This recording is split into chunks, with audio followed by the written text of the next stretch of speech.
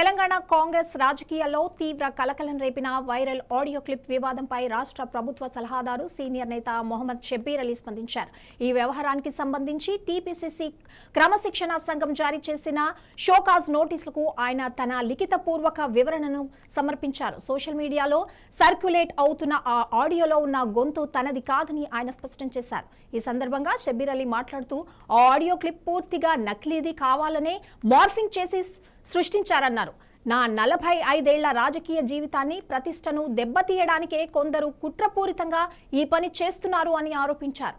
Party క్రమశిక్షణ committee తనకు నోటీసులు ఇచ్చి వివరణ కోరడానికి ముందే ఆ నకిలీ ఆడియోపై తాను స్వయంగా పోలీసులకు ఫిర్యాదు చేసినట్లు ఆయన గుర్తు చేశారు.